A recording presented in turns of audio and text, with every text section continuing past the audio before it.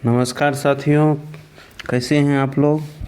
आज जो है बोर्ड एग्ज़ाम का जो है सो ये पहले का मॉडल पेपर है जो यूपीएमएसपी के वेबसाइट से डाउनलोड किया गया है। इसमें जो है बस इसी टाइप का क्वेश्चन जो है बोर्ड एग्ज़ाम जो 27 फरवरी 2024 को होने वाली है,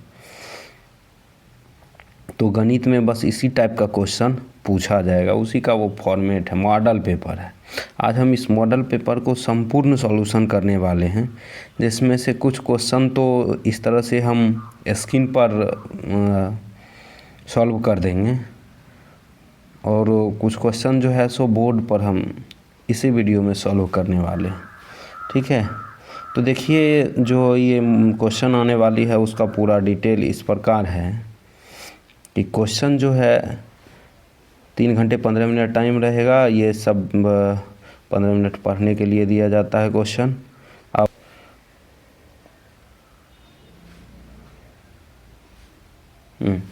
कहता है कि किन्हीं दो संख्याओं का एलसीएम इतना और एचसीएफ इतना है। तो इसमें हम जो है सो कल ही बताए थे कि LCM into HCF equal to first number into second number. बस इसी पर बैठा देना है, काम ख़त्म हो जाएगा, कुछ भी नहीं करना है। देखिए कैसे बैठाते हैं। तो ये हो गया 60 गुना 3 बराबर एक संख्या कितना है 12 और गुना सेकेंड नंबर। यही सेकेंड नंबर पूछ रहा है, तो 12 25 60 हो गया, 5 दिया 15 हो गया। 15 बराबर सेकेंड नंबर ये ऑप्शन नंबर बी आंसर हो जाएगा। हो गया। चलिए आगे देखते हैं अगला क्वेश्चन है कि एक शून्येतर परमेय संख्या और एक अपरमेय संख्या का गुणनफल हमेशा क्या होता है। तो ये सदैव जो है अपरमेय संख्या होगा। ठीक है, शून्येतर नॉन जीरो परमेय संख्या का रहा है, एक परमेय है एक अपरमेय है, तो सदैव अपरमेय होगा। ठीक है, ऑप्शन नंबर ए आंसर हो जाएगा। चलिए आगे बढ़ते हैं।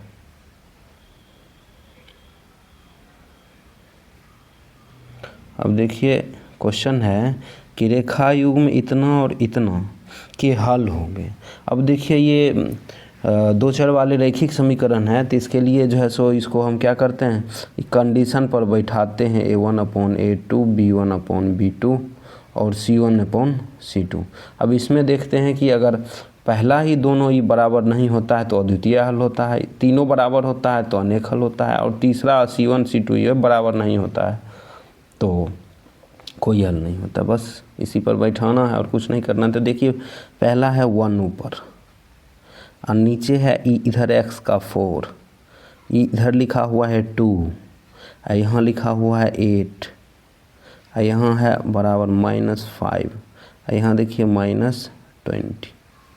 अब ये क्या नज़र आ रहा है, तो कैंसिल होगा, यहाँ भी कैंसिल होगा, ये सब कैंसिल आकर के 1/4 बराबर हो गया। अपरिमित रूप से अनेक हल होंगे, तो इसका ऑप्शन क्या हो जाएगा, 1 मिनट। तो अपरिमित रूप से क्या होगा, अनेक हल हो जाएगा, ये आंसर हो जाएगा। चलिए आगे बढ़ते हैं।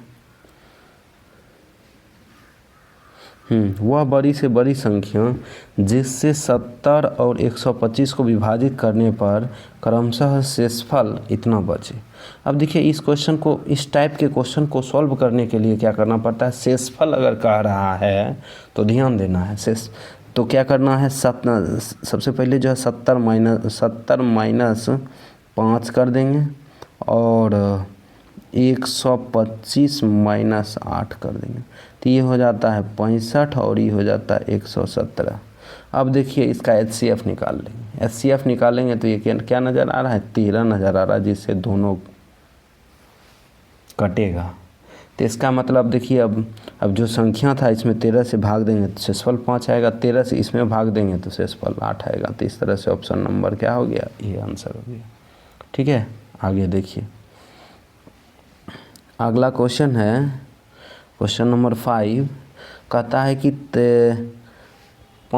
3 के 5 गुणजों का योगफल। तो 5 गुणज क्या होगा, 3 6 9, 12 और 15 हो गया। इसी का योगफल पूछ रहा है।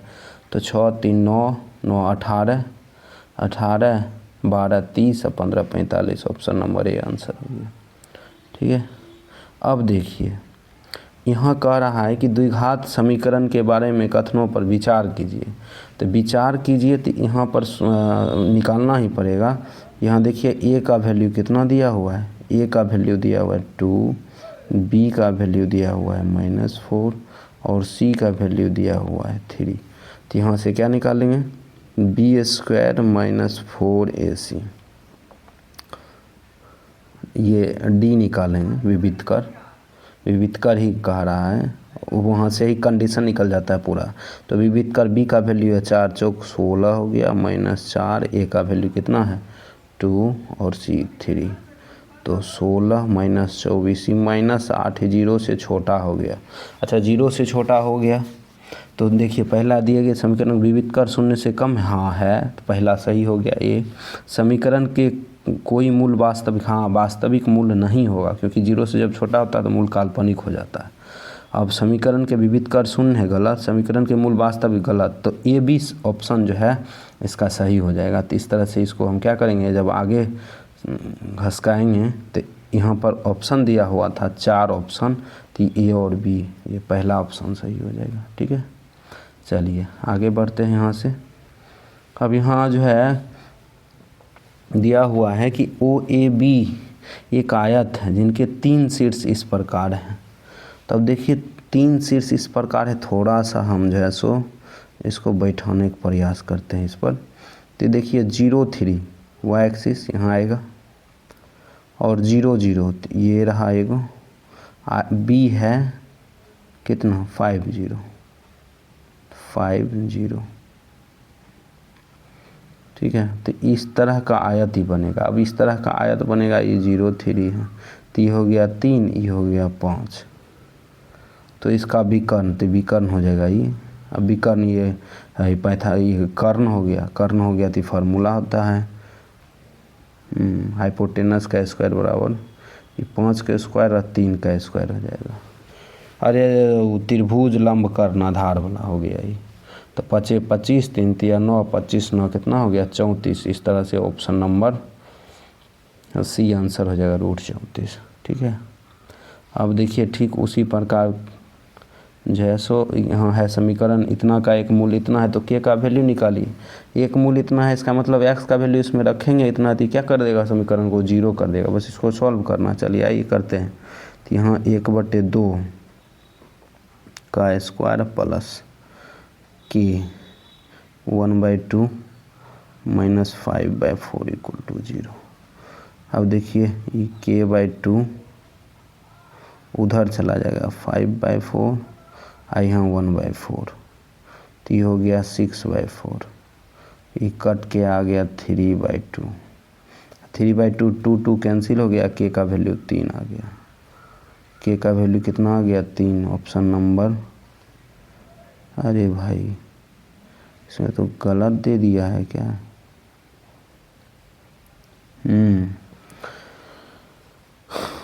1/4, ओहो गड़बड़ कर दिया है।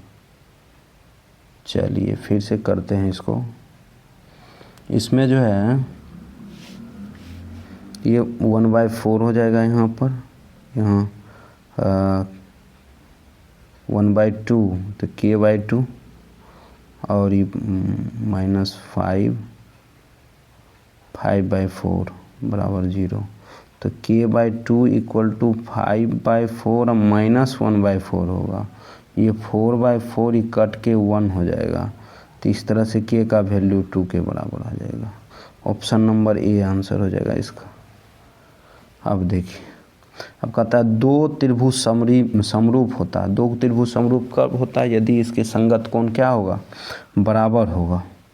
इसकी संगत भुजाएं एक ही अनुपात में समानुपाती होती है, तो दोनों हो जाएगा, ये दोनों कंडीशन होता है। चलिए आगे देखते हैं। क्वेश्चन नंबर 10 है। इसमें जो है दिया हुआ है कि यहाँ पर इस टाइप का एक त्रिभुज है A B C सी त्रिभुज है 90 डिग्री है। अब यहाँ ए सी दिया है 3, ये दिया है 4।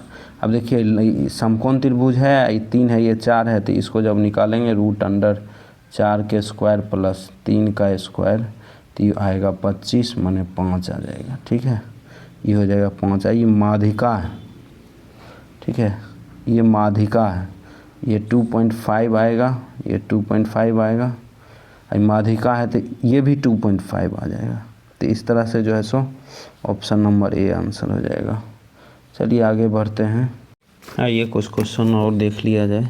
यहाँ पर देखिए ये क्वेश्चन नंबर 11 है, इसको सॉल्व कैसे करेंगे। तो यहाँ पर इसको थोड़ा सा तोड़ लेंगे, इसको थोड़ा सा तोड़ेंगे, मतलब वर्ग कर देंगे दोनों साइड। वर्ग अगर दोनों साइड करेंगे तो ये होगा sin square theta plus cos square theta और -2 sin theta into cos theta बराबर 1। ये क्या होता है, ये 1 होता है। ये 1 - 2 sin theta into cos theta equal to 1, तो 2 sin थीटा, ये 1 कैंसिल हो गया, -2 sin theta into cos theta equal to 0। इसका वैल्यू 0 निकल गया, याद रखना है इतना। ठीक है, अब देखिए करते क्या हैं। ये ऑब्जेक्टिव है इसलिए हम इसमें कर रहे हैं, नहीं तो ये क्वेश्चन लग रहा है बोर्ड पर कर देते। चलिए यहाँ पर जो है अब इसका निकालना है sin 4, तो यहाँ पर है साइन, इसको लिखें sin square theta plus cos square theta का whole square -2 sin square theta into cos square theta. ठीक है, अब देखिए इसमें होता क्या है, इसको जब हम फिर तोड़ेंगे तो कट के यही आ जाएगा। तो इसका वैल्यू होता है 1 का स्क्वायर 1 होगा। इसका वैल्यू यहाँ 0 दिया हुआ है, तो इस तरह से ऑप्शन नंबर ए आंसर हो जाएगा। ठीक है, आगे बढ़ते हैं। अब देखिए ये क्वेश्चन जो है सो ये आगे का ले लिया है। इसका फार्मूला होता है 2 sin A into cos A equal to 2 sin A. यहाँ से 2 गायब, sin ए गायब, कॉस ए बराबर 1। ये होता है 0 डिग्री का वैल्यू, पहला ऑप्शन हो जाएगा। चलिए आगे बढ़ते हैं। अब उसी टाइप का क्वेश्चन यहाँ है, tan 4/3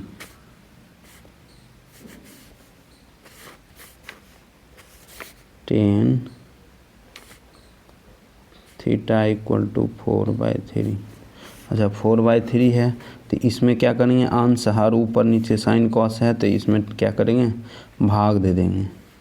अरे भाई 1 मिनट, 3/4 है यहाँ पर क्या करेंगे, कॉस से भाग देंगे। कॉस से जब भाग देंगे तो साइन बाय कॉस 10 हो जाएगा। यहाँ कॉस से जब भाग देंगे तो कैंसिल होके 1 आएगा। यहाँ कॉस से भाग देंगे तो 4 tan थीटा और +1 हो जाएगा। अब देखिए 4 tan थीटा तो ये पूरा दिया हुआ, कुछ करने की ज़रूरत ही नहीं, इसका वैल्यू 3 बैठा देंगे। तो 4 × 3 मतलब -1 और 4 × 3 +1, तो 4 × 12 -1 तो 11, 12 + 1 तो 11/13 हो गया। ठीक है,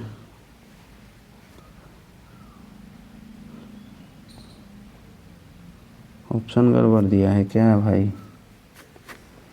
कॉस से जब भाग दिए 4 tan थीटा। ओहो ये क्या कर रहे हैं भाई, 1 मिनट देखिए यहाँ पर जो है 4 tan, ये भाग जब दे रहे हैं तो यहाँ पर आ रहा है 4 tan थीटा -1 और 4 tan थीटा +1। 4 tan थीटा का वैल्यू ही 3 है, 3 - 1 3 + 1 तो 2/4 1/2 आ जाएगा। ऑप्शन नंबर सी आंसर हो गया। चलिए आगे बढ़ते हैं। आगे इसका वैल्यू पूछ रहा है, इसका वैल्यू होगा क्या। तो यहाँ पर देखिए इसको हम तोड़ेंगे, इसको 1/cos कर देंगे और sin/cos कर देंगे। यहाँ है 1 - sin, एलसीएम लेंगे तो 1 प्लस साइन थीटा और यहाँ आएगा 1 माइनस साइन थीटा, अब बाय हो जाएगा cos theta. A plus B into A minus B तो ए स्क्वायर माइनस बी स्क्वायर तो 1 minus sine square theta by cos theta. अब यहाँ 1 माइनस साइन स्क्वायर क्या होता है, ये होता है कलर बदल दें, ये होता है कॉस स्क्वायर। कॉस स्क्वायर अब बाय कॉस, कैंसिल होके एक गो सीधा कॉस बच गया। ऑप्शन नंबर डी आंसर हो गया।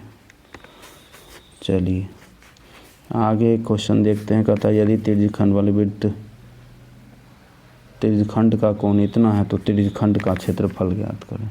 तो होता θ/360 पाई आर स्क्वायर। ये वो ऑप्शन ए आंसर हो गया। एक सुराही का संयोजन गोला पर बेलन हो जाएगा क्योंकि इस टाइप का होता है सुराही, ठीक है। अब देखिए 1 से लेकर के 10 तक विषम संख्या, तो विषम संख्या क्या होगा 1 3 5 7 9।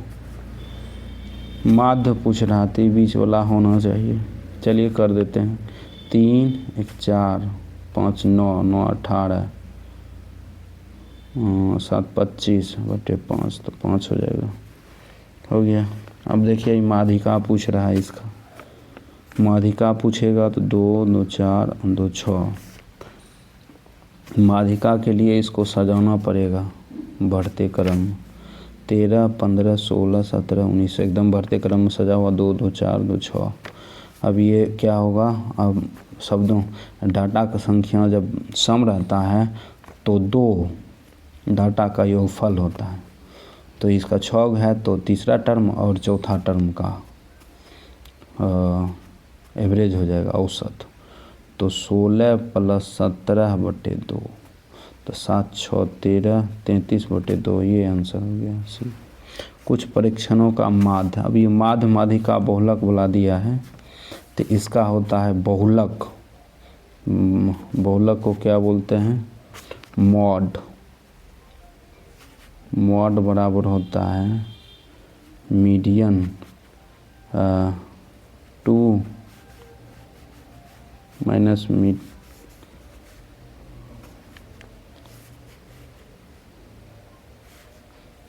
3 माइनस मीडियन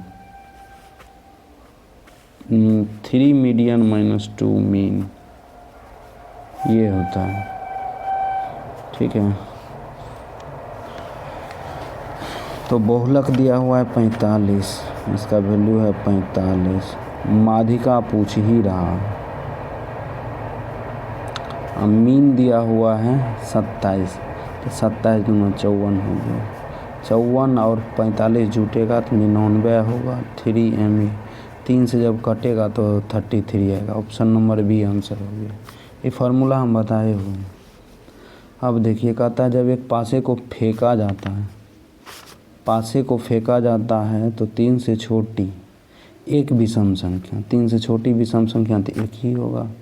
अब तो पासा फेंका जाता है तो ऊपर तो 1 ही आएगा, लेकिन पूरा कितना आएगा टोटल स्पेस 6 होता है तो 1/6। ऑप्शन नंबर ए आंसर हो जाएगा। चलिए आगे बढ़ते हैं। ये 3 क्वेश्चन हम लिए हैं इसी में बनाने के लिए। तो ये पहला क्वेश्चन का सॉल्यूशन करते हैं। तो कह रहा है भाज्य है क्यों, तो ये देखिए इसमें है 3 × 5 × 7, तो ये दोनों से 7 अगर हम कॉमन लेंगे तो 3 × 5 और प्लस 1 हो जाएगा, 5 × 15 1 16 × 7 हो जाएगा। और भाज्य गुणनखंड करेंगे 2 × 2 × 2 × 2 × 7 होगा। अब देखिए अभाज्य संख्या किसको बोलते हैं, जिसका सिर्फ 2 गुणनखंड हो। कितना गुणनखंड हो, 2 गुणनखंड हो। एक 1 से डिवाइड हो, एक स्विंग से डिवाइड हो। इसका गुणनखंड कितना हो रहा है 1 को लेकर के 2 6 गुणनखंड हो रहा है, इसलिए यह क्या हो जाएगा भाज्य संख्या हो जाएगा। चलिए हो गया। अब ये क्वेश्चन नंबर ख देखते हैं। क्वेश्चन नंबर ख देखते हैं तो इसके लिए क्या करेंगे, कॉट दिया होता है 1 + साइन और 1 - साइन, ये होता है 1 A plus B into A minus B A 1 minus sine square theta, नीचे A plus B minus B तो 1 minus cos square theta, 1 minus sine ही होता है cos square theta, 1 minus cos square ही sine square theta, cos by sine होता है cot, तो ये हो जाएगा कॉट स्क्वायर थीटा। कॉट दिया हुआ है तो 7/8 के स्क्वायर हो जाएगा, ठीक कितना हो जाएगा, ये फाइनली निकल के आ गया 49/64 आंसर हो गया ये। अब देखिए ये क्वेश्चन और दिया है, दो घन जिसमें प्रत्येक का आयतन संलग्न कर्व में, देखिए घन है तो घन 64 है, 4 × 4 × 4 तो इसका एक घन जो है इस टाइप का होगा। अब इसका है ये 4 होगा, एक घन इसमें और जुट रहा है,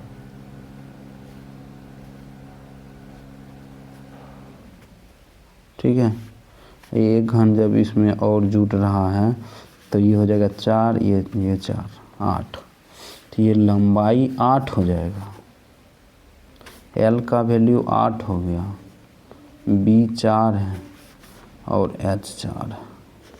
कह रहा है संपूर्ण पृष्ठ क्षेत्रफल ज्ञात करें। संपूर्ण पृष्ठ क्षेत्रफल का फॉर्मूला है होता है 2 × LB + BH + HL, ठीक है, तो LB 8 × 4 तो 32, BH 16 और HL 32 हो गया, 32 × 64 16 80, 80 × 2 160 आंसर हो जाएगा।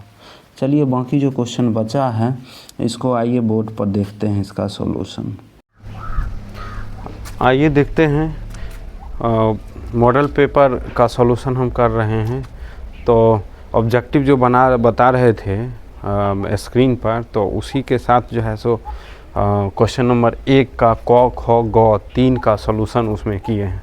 बाकी वहाँ से पूरा जो क्वेश्चन बच गया है उसका सारा सॉल्यूशन अभी हम कर रहे हैं। आइए एक एक करके फटाफट हम देखते हैं।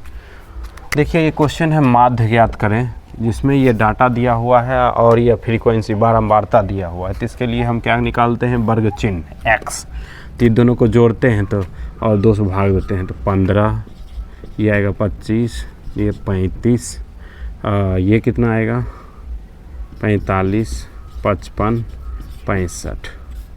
अब इसको आगे गुना करेंगे, fx निकालेंगे। अब fx निकालेंगे तो 30, 7 × 5 = 35, 7 दूनी 14, 17, 12 × 5 = 60, 6 36 6 42, 15 × 5 = 75, 15 × 4 = 60, 67, 8 × 5 = 40, 4 × 44, 6 × 5 = 30, 39।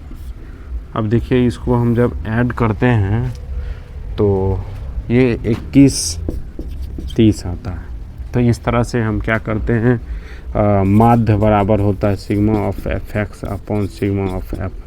सिग्मा ऑफ f यहाँ निकला हुआ है तो ये हो जाएगा बटे 50, ये 0 0 गायब हो गया, ये 5 213/5 हो गया, 5 चौक 20, 1 तो 5 दूना 10 और 3 हो गया, 5 6 30, आंसर हो गया यही, ठीक है।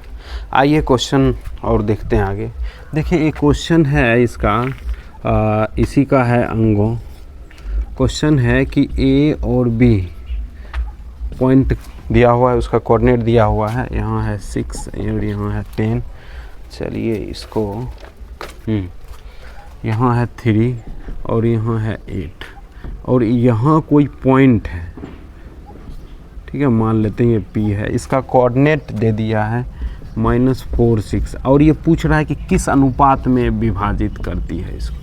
तो मान लेंगे इस तरह से, ठीक है, इस तरह से मान लेंगे, इसको बैठाएंगे, पहला एक ही बैठाएंगे काम खत्म हो जाए। कैसे, तो m x2 3 plus n 1 x1 -6 upon x plus m plus n बराबर ही पहला डाटा -4 हो गया। बस इसको सॉल्व करना है। 3 - 6 = -4 into lambda plus 1 3 lambda minus 6 equal to -4 lambda minus 4।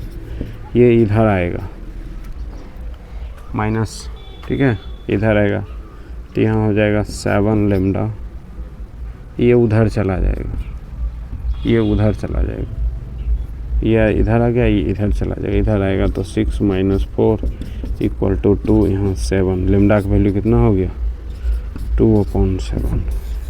अब यहाँ पर बैठाएंगे, यहाँ जब बैठाएंगे लेमडा इज टू 1 तो 2/7 है। जब इसको सीधा करेंगे, अनुपात है, गुना भाग किया जा सकता है, तो इस तरह से 2:7 निकल के आएगा इसका आंसर।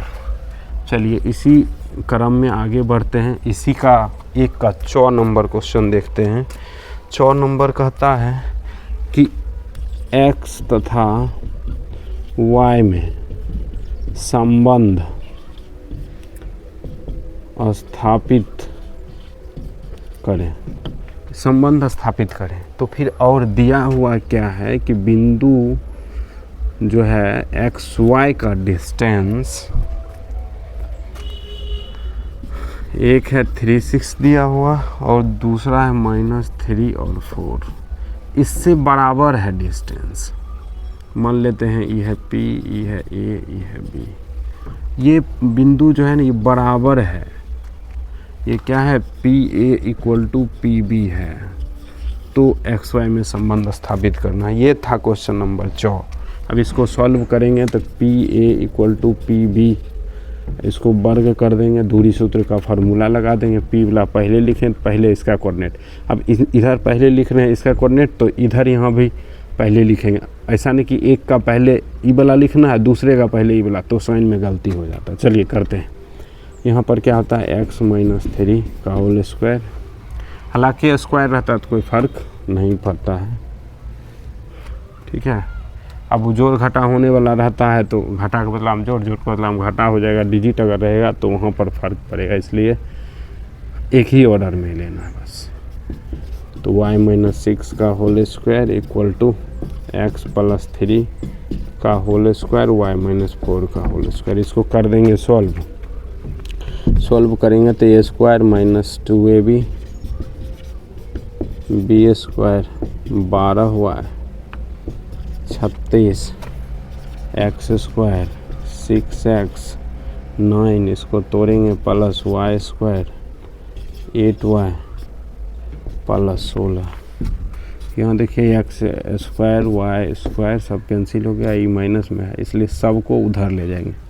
उधर ले जाएंगे तो यहाँ देखिए 6x + 9 - 8y plus 16 plus 6x, ये इधर आया प्लस में, यहाँ 9 है तो माइनस में, यहाँ प्लस 12 और यहाँ -36 बराबर 0। तो 6 6 12, ये प्लस 4y, ये 9 9 तो ख़त्म हो गया, ये घटेगा तो -20 बराबर 0 हो गया। 4 से भाग दे देंगे तो 3x + y -5। तो यही रिलेशन कह रहा था, रिलेशन निकल गया, ठीक है। आइए इसको साफ करते हैं।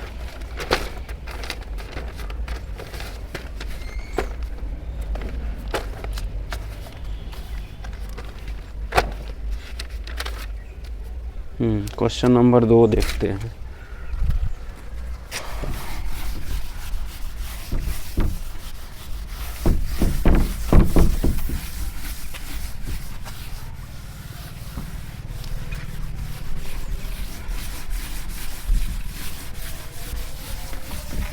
क्वेश्चन नंबर 2, इसमें भी क्वेश्चन दिया हुआ है, उसके बाद 3 क्वेश्चन है, तो बस उस सब में 2 क्वेश्चन है और वाला। चलिए 2 का पहला क्वेश्चन देखते हैं। 2 का पहला क्वेश्चन कहता है कि द्विघात बहुपद इतना के शून्यांक ज्ञात कीजिए। 6x स्क्वायर -3 - 7, 3 है कि 2, हाँ 3 है। शून्यांक इसका पूछ रहा है, शून्यांक, ठीक है। शून्यांकों के बीच रिलेशन संबंध स्थापित कीजिए। तो इसको क्या करेंगे, गुणनखंड करने का प्रयास करेंगे। तो देखिए पहला गुना तीसरा 18, 9 गुना 2 ये आ गया, तो 6 x square 9 minus 2 into x minus 3, 6x square 9x plus 2x minus 3, यहाँ से क्या आएगा कॉमन 3x, तो 2x minus 3 plus 1 into 2x minus 3, तो यहाँ से 2x minus 3 into 3x plus 1 गुणनखंड हो गया। अब शून्यांक ज्ञात करने का रहा तो इसको 0 के बराबर करेंगे, केस 1 बराबर 2x माइनस 3 बराबर 0, तो यहाँ क्या आएगा 2x बराबर 3, x बराबर 3/2। इसी तरह आगे बढ़ेंगे, केस 2 3x प्लस 1 बराबर 0, 3x equal to -1, x equal to -1/3। अब इस तरह से आगे बढ़ेंगे तो ये निकल गया दोनों शून्यांक, ठीक है। अच्छा शून्यांकों का जांच कीजिए कि सही का योग, शून्यांकों का योग, तो 3/2 माइनस 1/3, इसको एलसीएम लेंगे तो यहाँ 6 आएगा, 3 तिया 9 माइनस 2, तो 7/6 हो गया, ठीक है। अब शून्यांकों का यहाँ देखिए, शून्यांकों का योगफल यहाँ जब करते हैं तो द्विघातीय समीकरण में क्या सीधा हो जाता है -b, -1 यहाँ एक फॉर्म -b/a होता है, तो -1 यहाँ है, तो 7/6 यहाँ देखिए 7/6 मिल रहा है, तो इसलिए इस तरह से क्या हो गया, संबंध स्थापित हो गया। अगला क्वेश्चन है ख, 2 का ख है। दो संख्याओं के वर्गों का अंतर 180 है, छोटी संख्या का वर्ग बड़ी संख्या का 8 गुना है। देखिए यहाँ लिखा है कि दो संख्याओं के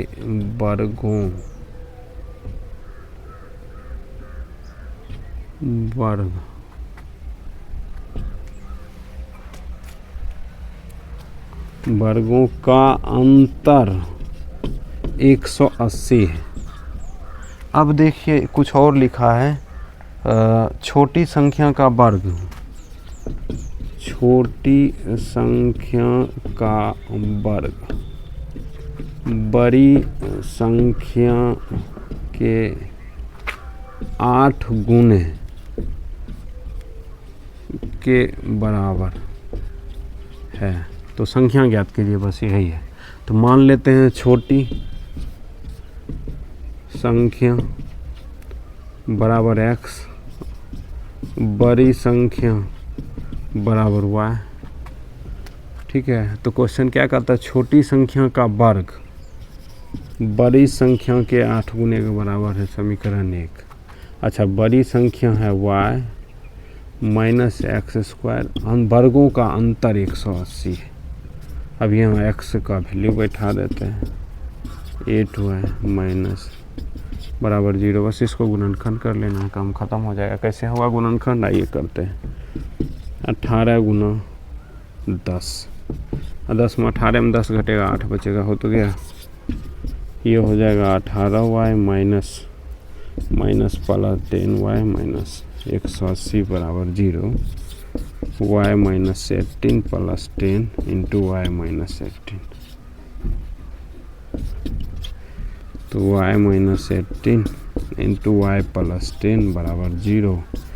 केस 1 y माइनस 18 बराबर 0, y का वैल्यू कितना निकला 18।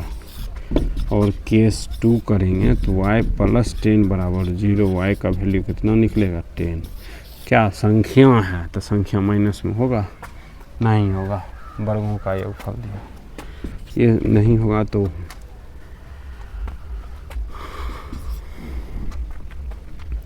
यहाँ लिखते हैं y बराबर 18, समीकरण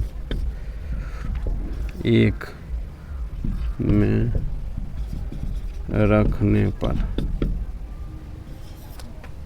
तो एक्स स्क्वायर इक्वल टू 8 गुना 18, इसको लिखें 2 गुना 2 गुना 2 गुना 2 गुना 9, 3 गुना 3 कर दो, तो ये हो गया 4 गुना 3 का स्क्वायर। तो एक्स का वैल्यू कितना निकल गया? 12। दोनों संख्याएं निकल गई, हो गया। अब देखिए थोड़ा सा सिद्ध करें कि दिया हुआ है। 2 क्वेश्चन है, सिद्ध करने वाला है।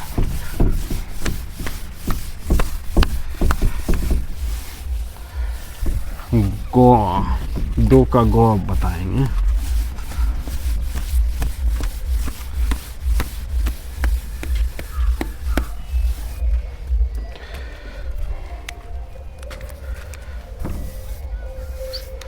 देखिए 2 का गौ जो है कहता है सिद्ध करें।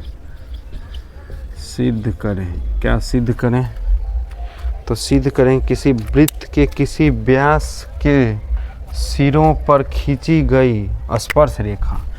किसी वृत्त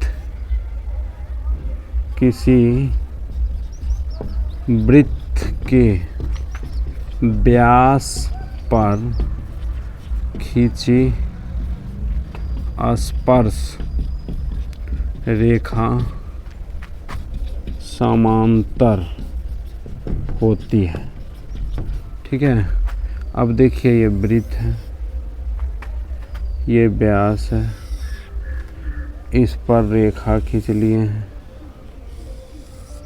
ठीक है, ये सिद्ध करना है कि ये समांतर है। ठीक है। अब देखिए चूँकि कोई भी वृत्त पर जब स्पर्श रेखा खींचा जाता है, एक काम करते हैं, इसको नाम दे देते हैं। ये P, ये Q, O, ये A, ये B। अब देखिए किसी भी वृत्त पर जब स्पर्श रेखा खींची जाती है तो स्पर्श रेखा और त्रिज्या के बीच का कोण हमेशा 90 डिग्री होता है। ये थ्योरम अंडर है। ठीक है। तो ये 90 डिग्री होता है, तो ये भी 90 डिग्री होगा। अब देखिए ये 90 है तो ये भी 90 होगा, ये 90 है तो ये भी 90 होगा। अब क्या करें, ये आमने सामने कोण भी बराबर हो गया, और यहाँ पर या तो ये लिख सकते हैं कि चूँकि कोण BQO इक्वल टू कोण ये बराबर है, तो ये इसको C कर दीजिए, OPC। तो एकांतर कोण, अल्टरनेट एंगल। तो इस तरह से जब ये जब बराबर हो जाता है तो इसका मतलब हुआ कि रेखा स्पर्श रेखा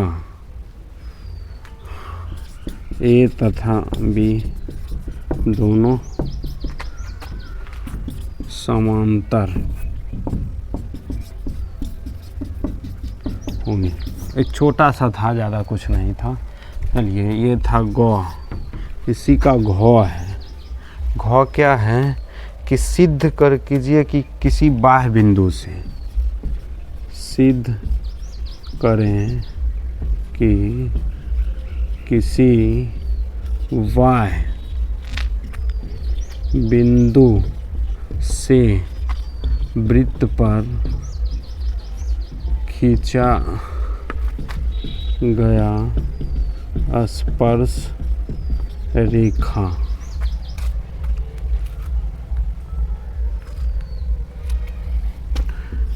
के बीच रेखाओं के बीच के कोण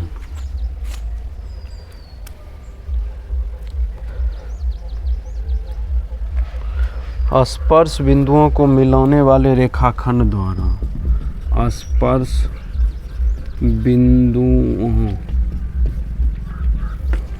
को मिलाने वाले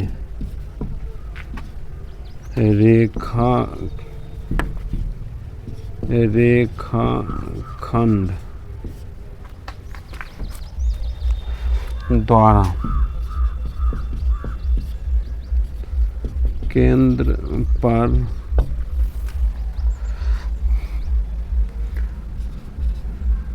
आंतरिक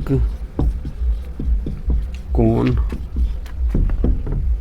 संपूरक होता है, ये सिद्ध करना है। देखिए इसमें समझने लायक क्या है थ्योरी कि ये P है,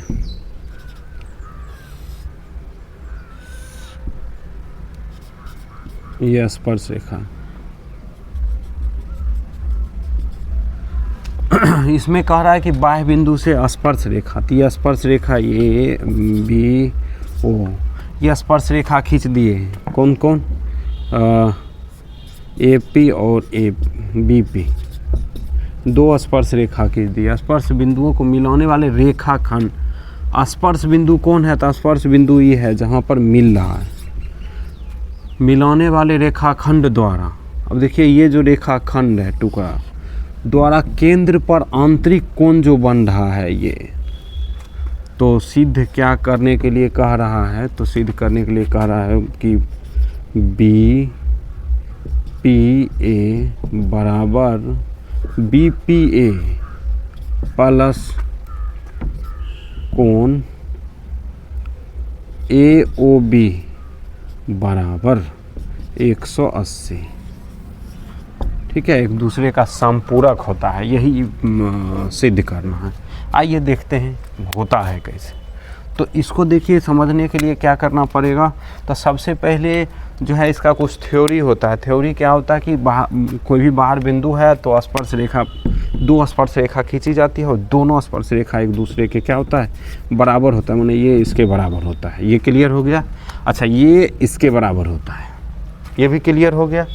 अच्छा, जब ये इसके बराबर होता है, ये इसके बराबर होता है और यह कोण जो है 90 डिग्री होता है। स्पर्श रेखा और त्रिज्या के बीच का जो कोण होता है वो हमेशा 90 डिग्री होता है। तो इसका मतलब हो गया, अच्छा, या फिर इसको छोड़िए, कोण को थोड़ा देर के लिए भूलिए जाते हैं, 90 डिग्री तो होता ही है थ्योरी के अनुसार। और ये रेखा जो खींचे हैं डॉटेड, ये कॉमन है, तो साइड साइड साइड से क्या हो गया? सर्वांशम हो गया। सर्वांशम जब होता है तो उसका भुजा बराबर हो गया तो कोण भी बराबर होता है। कोण बराबर होता है, अब कोण बराबर होता है तो इसका मतलब हो गया कि ये कोण इसके बराबर हो गया, ये कोण इसके बराबर हो गया, और ये 90-90 होता ही है। अब ये 90-90 होता है तो देखिए त्रिभुज पी बी ओ सर्वांशम त्रिभुज पी कौन पी ओ ए किससे? यहाँ पर आप लिख सकते हैं एस, भुजा भुजा भुजा से। अच्छा, जब सर्वांशम हो जाता है तो इसका मतलब हो गया कोण ए पी ओ बराबर कोण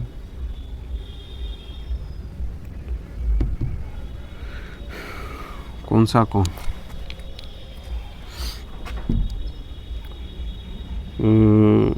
ओ पी बी तथा कोण ए ओ पी बराबर कोण पी ओ बी। ठीक है। अब देखिए also a triangle P A O में क्या होगा? कोण ए ओ पी प्लस कोण ए पी ओ, ये दोनों 90 होगा। अरे भाई ये कोण और ये कोण तब 90 हो जाएगा। अच्छा, इधर से देखते हैं तो कोण बी ओ पी प्लस कोण BPO, ये भी 90 होगा। ये कौन अब दोनों को जोड़ देते हैं, एडिंग। अब जोड़ेंगे दोनों को तो कोण AOP प्लस कोण APO प्लस कोण BOP प्लस कोण BPO बराबर 180। अब देखिए AOP माने ये कोण, और AP और BOP, हाँ BOP, ये दोनों मिला देंगे तो यहाँ होगा AOB सीधा, और ये दोनों को मिला देंगे तो यह हो जाएगा APB बराबर 180। यही तो प्रूफ करना था, हो गया प्रूफ।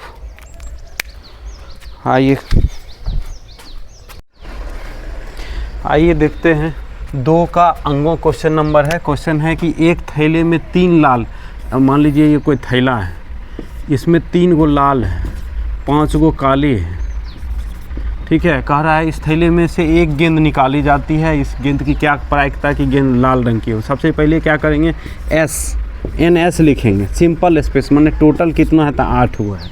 अब लाल गेंद मान लेते हैं ई जो है लाल गेंद निकालने की घटना, निकलने की घटना लिखते हैं, ठीक है।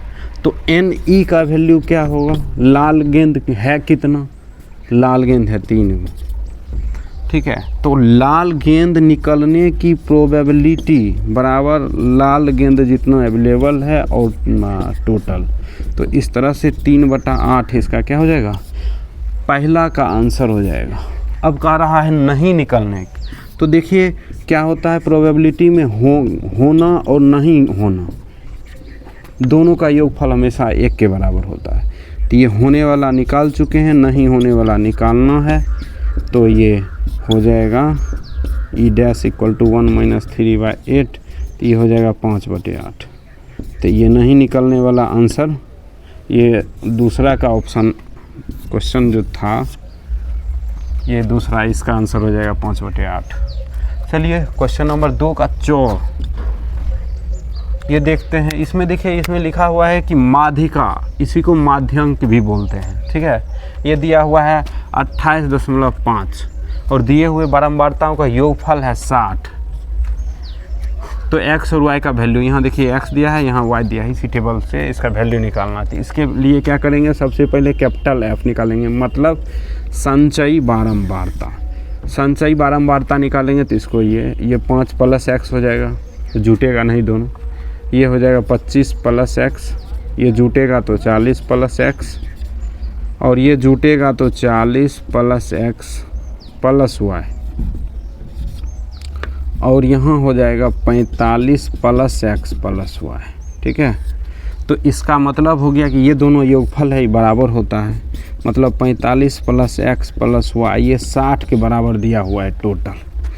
कहाँ दिया हुआ है यहाँ, तो यहाँ पर हो जाएगा x + y बराबर कितना, 15। समीकरण 1 इसको हम लिख देते हैं अभी।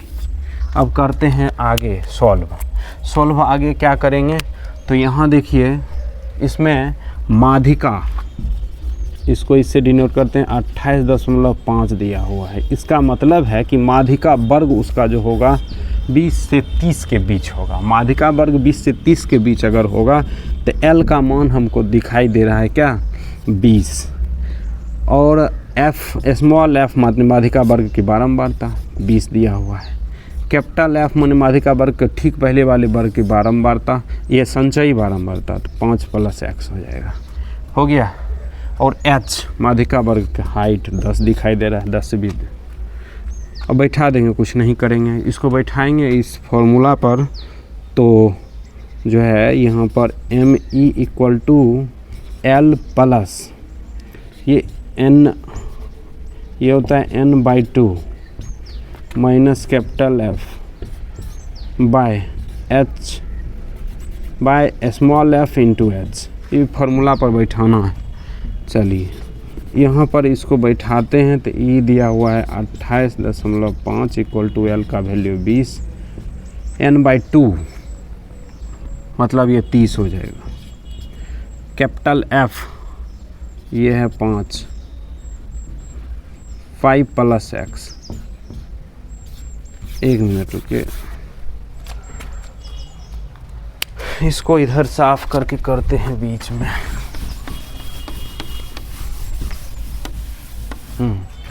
यहाँ करते हैं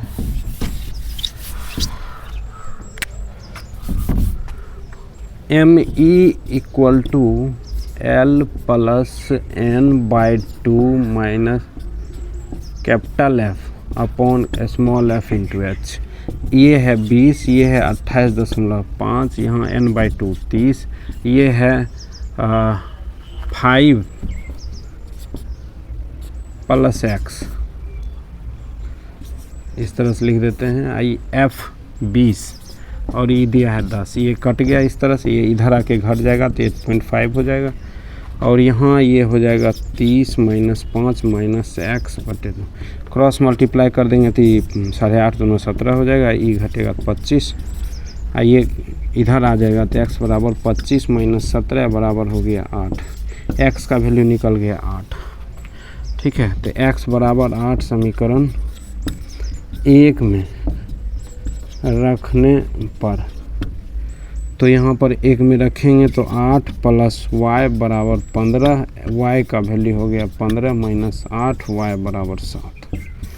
ठीक है, तो इस तरह से इसका आंसर हो गया। आइए कुछ क्वेश्चन और देखा जाए। आइए कुछ क्वेश्चन और देखते हैं। क्वेश्चन नंबर 3 है इसका, और इधर है, यहाँ पर देखिए कहता 2 अंकों की संख्या, तो माना दहाई अंक बराबर x, इकाई अंक बराबर y, तो संख्या कितना होगा 10x + y। ठीक है, तथा उसके तो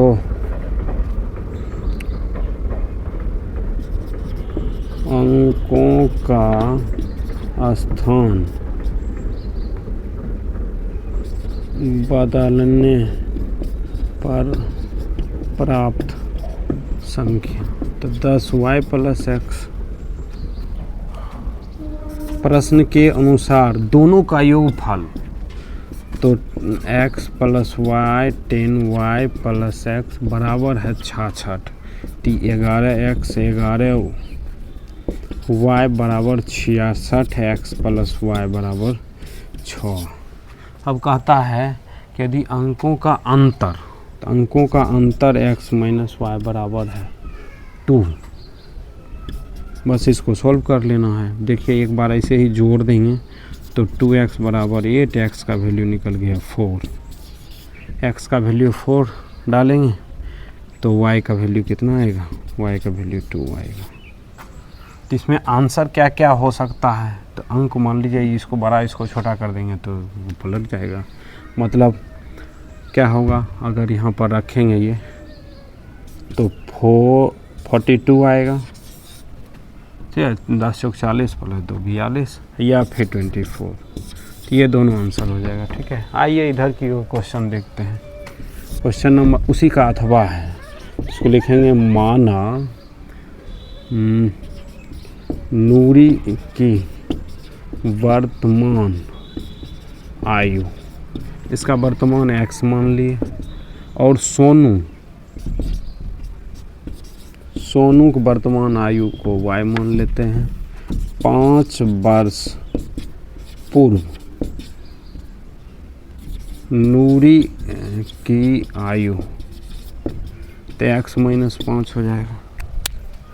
5 वर्ष पूर्व सोनू की आयु, तो y - 5। प्रश्न के अनुसार नूरी की आयु सोनू की आयु की 3 गुनी थी, इसको सोल्व कर लेंगे। x माइनस 5 बराबर 3y minus 15, x minus 3y equal to minus 15 plus 5, तो x माइनस 3y बराबर माइनस 10। अब देखिए थोड़ा इसका इधर करते हैं। उसी प्रकार कहता है 10 वर्ष बाद नूरी की आयु x प्लस 10 होगा।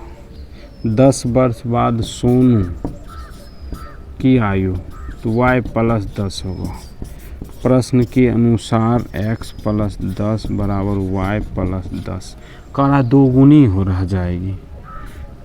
किसका दोगुनी रह जाएगी?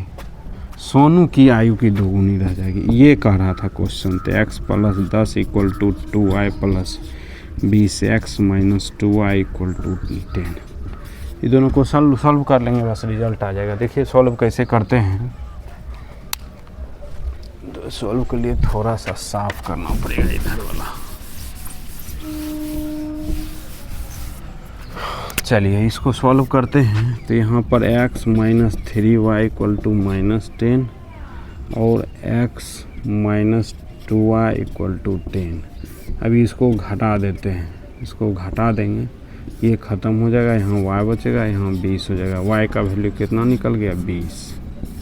अब y बराबर 20 समीकरण 1 में रखने पर तो x minus 3 into 20 equal to minus 10, तो x equal to 60 minus 10, x बराबर 50। तो x का वैल्यू 50, किसका?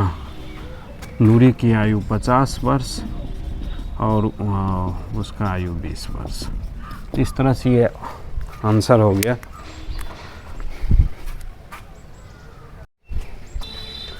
आइए क्वेश्चन नंबर जो है 4 हम बता दिए थे, 3 तक तो हो गया था। चौथा क्वेश्चन देखिए क्या कहता है। क्वेश्चन थोड़ा सा लेटर टाइप में लिखा हुआ ज़रूर है, लेकिन करेंगे तो बहुत छोटा सा क्वेश्चन है। ये करते हैं। कहता है एक बहुमंजिला भवन के शिखर, एक बहुमंजिला भवन, ये है शिखर उसका, ठीक है। अब कह रहा है यहाँ से देख रहा है, कहाँ देख रहा है? एक है 8 मीटर ऊंचे भवन के शिखर तथा तल, शिखर तथा तल।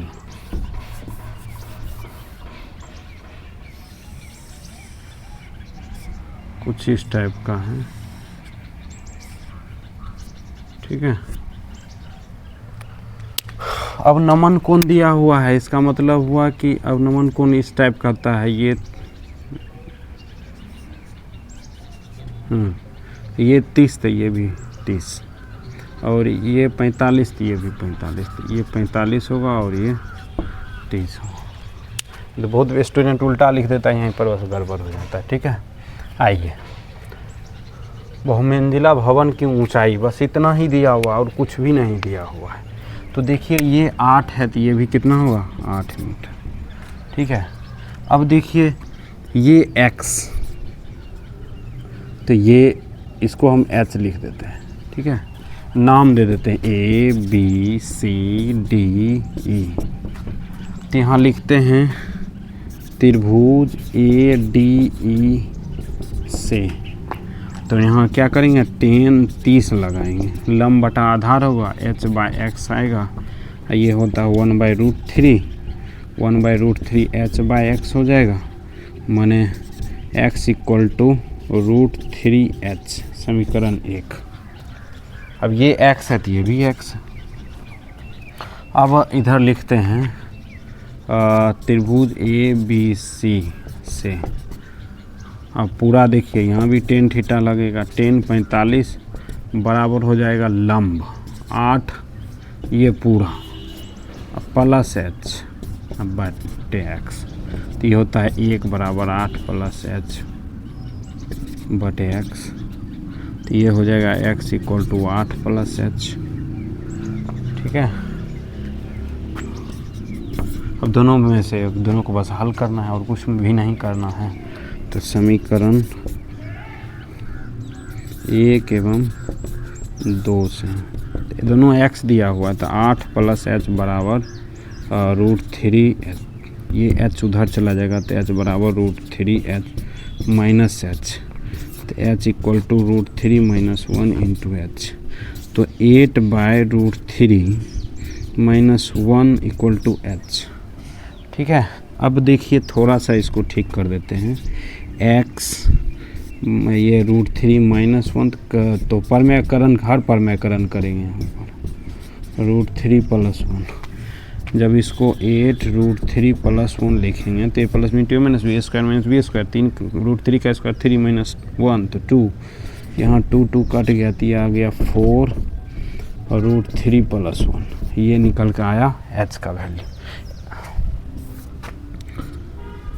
तो h बराबर 4√3 + 1 समीकरण 1 में रखने पर, तो x इक्वल टू हो गया 4√3 + 1 इंटू √3 से चाहे तो मल्टीप्लाई कर दें, मल्टीप्लाई करेंगे 3 + √3 आ जाएगा, ये x का मीटर, सब मीटर है तो ये मीटर आंसर हो जाएगा।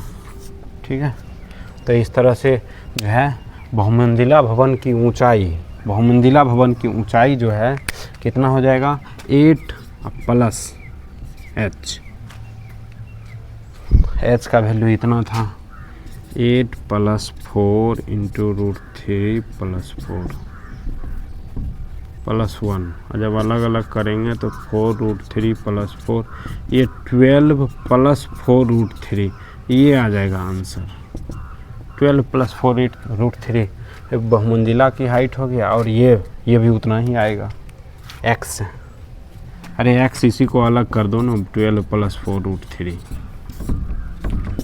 ठीक है, ये क्वेश्चन सॉल्व हो गया। आइए इधर इस क्वेश्चन में आते हैं। देखिए भूमि के एक बिंदु से P से एक, देखिए एक बिंदु है, क्या है बिंदु, क्या P, यहाँ पर जो है इतना मीटर ऊंचे भवन 10 मीटर है, शिखर का उन्नयन कोण 30 डिग्री है। अब इसके ऊपर एक ध्वज फहराया जाता है, तो P Q R ये S मान लेते हैं, ध्वज फहराया जाता है। ठीक है, तो ध्वज की लंबाई तथा P से भवन की ऊंचाई। देखिए एक चीज़ छूट गया है कि ध्वज फहराने के बाद इसका उन्नयन कोण जो है ना ये 45 डिग्री हो जाता है। ध्वज फहराने के बाद ध्वज की हाइट जो है ये कोण जो है 45 डिग्री हो जाता है नीचे से ऊपर। तो देखिए इसको x मान लेंगे, इसको h, एकदम सेम इसी टाइप, थोड़ा सा डिफरेंस है। तो यहाँ लिखते त्रिभुज पी क्यू आर में लिखेंगे tan 30 डिग्री इक्वल टू लंब बटे आधार, तो 1/√3 इक्वल टू 10/x, तो x बराबर हो गया tan√3, x का वैल्यू निकल चुका है। अब आगे लिखेंगे त्रिभुज PQS से अगर चलेंगे ये पूरा से चलेंगे तो tan 45 इक्वल टू हो जाएगा लंब बटे आधार x, तो ये हो जाएगा x बराबर tan + h हो गया। x का वैल्यू यहाँ है tan√3 बराबर tan h। ठीक है, तो ध्वज की ऊंचाई माने h का वैल्यू पूछा जा रहा है। ठीक है, और भवन वाला तो एक आंसर यहाँ मिल गया, एक आंसर यहाँ मिल गया, tan√3 - 1 इक्वल टू h, ये भी यहाँ मिल गया। ठीक है, आइए एक क्वेश्चन और देखते हैं। आइए लास्ट क्वेश्चन है मॉडल पेपर का, इसको हम कर देते हैं, काम ख़त्म हो जाएगा। आइए देखते हैं। कहता है कि एक बर्तन उल्टे शंकु के आकार का है। कैसा है बर्तन? उल्टे शंकु के आकार का है। इसका हाइट कितना है? 8 सेंटीमीटर। इसके ऊपरी सिरे पर कि त्रिज्या ये है 5 सेंटीमीटर 5 सेंटीमीटर, ठीक है। यह ऊपर तक पानी से भरा है। जब इसमें 0.5 सेंटीमीटर त्रिज्या वाले कुछ गोले डाले जाते हैं, गोला, ये गोला 0.5 सेंटीमीटर त्रिज्या वाला डाला जाता है, तो पानी कितना गिर जाता है, 1/4 गिर जाता है, ठीक है। तो इसमें कह रहा है कि गोले डाली जा सकने वाली गोली की संख्या। अब देखिए इसमें लिखते हैं गोली की संख्या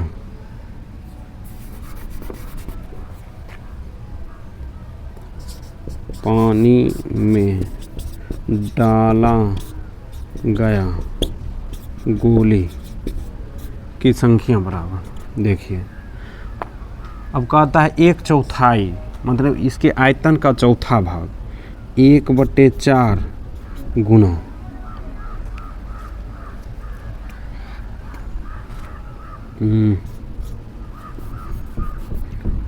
शंकु का आयतन अपॉन एक गोला का आयतन हो गया। तो 1/4, ये 1/3 पाई r² h अपॉन, ये बटे में है तो नीचे ही आएगा इसलिए इस तरह से लिखते हैं। ये होता है 4/3 पाई r³ 0.5 0.5 और 0.5, ठीक है। पाई तो कैंसिल हो गया। अब देखिए इसमें होगा क्या, ये उड़ेगा तो इस तरह से 3 0, 2 इधर से कैंसिल हो गया। अब इसको थोड़ा सीधा करते हैं तो ये दिखाई दे रहा है 8 गुना 1000 बटे 12, ये यहाँ दिखाई दे रहा है, ये पलट जाएगा 3 बटे 5 चौक 20, सही है, हाँ सही है। 3 चौक 12, 4 दूना 8, यहाँ से 10, ये कट गया।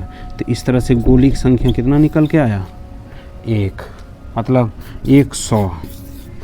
चलिए इसी का लास्ट है, अथवा वाला क्वेश्चन था इसी का, इसको देख लेते हैं, काम खत्म हो जाएगा। कहता है एक गोलाकार कांच के बर्तन की एक बेलन के आकार की गर्दन है, मतलब ये बर्तन देखिए कुछ इस टाइप का, कुछ इस टाइप का बर्तन है।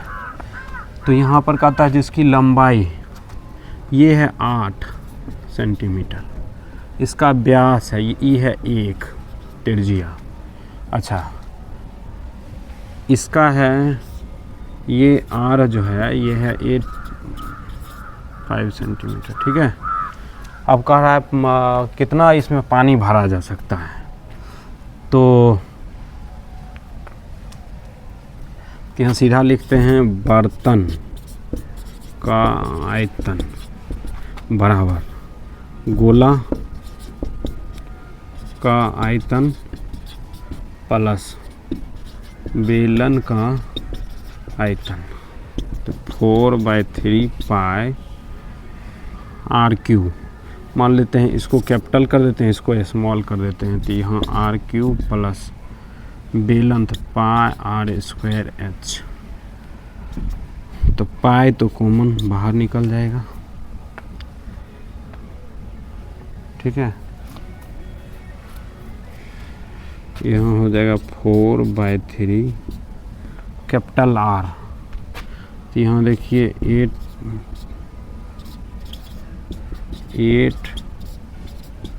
8.5/2 प्लस r² तो 1 का स्क्वायर 8। बस इसको सॉल्व करना है, ये कट गया यहाँ से, ठीक है। तो यहाँ ये हो जाता 3.14 बाय, अभी देखिए ये 8.5 का क्यूब प्लस 8, यहाँ ये 6 हो जाएगा, इसको सॉल्व करना पड़ेगा। चलिए इसको इधर करते हैं 1.14।